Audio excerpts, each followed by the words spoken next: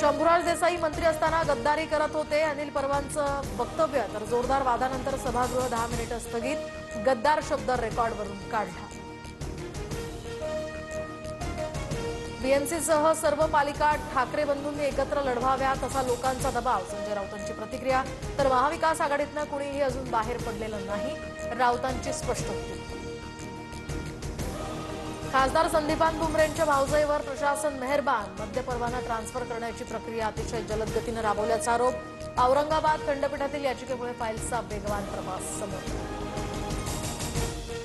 दक्षिण मुंबईतील कर्नाक पूल आता सिंदूर या नावानं ओळखला जाणार. मुख्यमंत्री फडणवीसांच्या हस्ते पुलाचं लोकार्पण. दोन्ही उपमुख्यमंत्र्यांची मस्त अनुपस्थिती.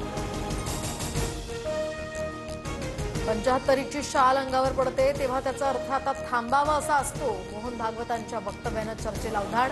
एका पुस्तक प्रदर्शनाच्या कार्यक्रमात मोहन भागवतांचं मोठं वक्तव्य.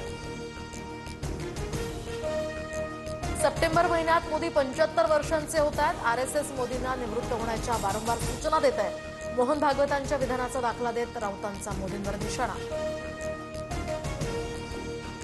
गोसेखुर्द धरणाच्या 33 दरवाजांमधनं अजूनही पाण्याचा विसर्ग सुरूच.